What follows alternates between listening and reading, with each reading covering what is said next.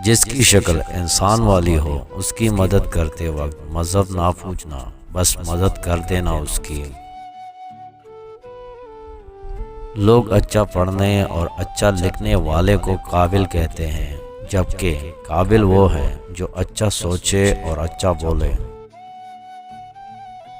صرف مسکرائیں اور کہہ دیجئے میں ٹھیک ہوں، کیونکہ حقیقت میں کوئی بھی پرواہ نہیں کرتا۔ یہ زندگی ہے، کوئی فلم نہیں، یہاں لوگ پرفیکٹ نہیں ہو سکتے، سمجھوتے کرنے پڑتے ہیں، اور خامیاں تو ہر انسان میں ہوتی ہیں۔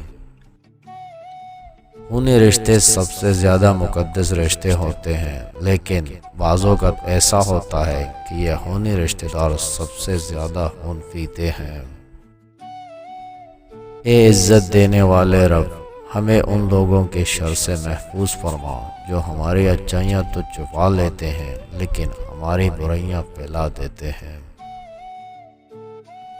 ماں باپ کے بنا ہماری زندگی تپتی دھوپ کی ہے، ہمارے والدین کوسے قضا کے رنگوں جیسے ہیں، ہمارے لیے یہ نہ ہو تو ہر رنگ پھیکا اور ہر منظر ویران لگتا ہے۔ اگر ہمارا اخلاق صرف من پسند لوگوں کے لیے اچھا ہے تو ہم صرف موقع پرست ہیں، خوش اخلاق نہیں۔ زبردستی کسی پر مسلط ہونے سے لاکھ بہتر ہے کہ ہم اپنی ذات کے ٹوٹے ہوئے ٹکڑے اٹھائیں اور الگ ہو جائیں۔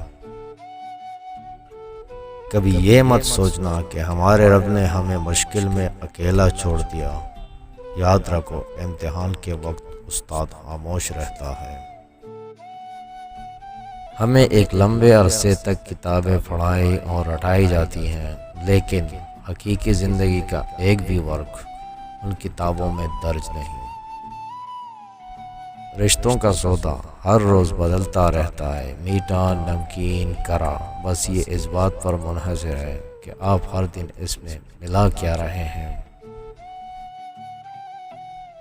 یہ دنیا قرار کی جگہ نہیں، یہاں چین بس اللہ کے ذکر میں ہے، یا اس شے میں جسے اللہ وجہ تسکین بنا دے۔ زیادہ باتیں، زیادہ وضاحتیں انسانوں کو بعض اوقات قریب نہیں بلکہ دور کر دیتی ہیں۔ خاموش ہو جایا کرے، سہ جایا کرے، جھک جایا کرے، مان لیا کرے۔ یہ عاجزی ہے جو اللہ کو بہت محبوب ہے۔ بندہ جب با اختیار ہوتے ہوئے خاموش ہو جاتا ہے تو اللہ کی نظر میں معتبر ہو جاتا ہے۔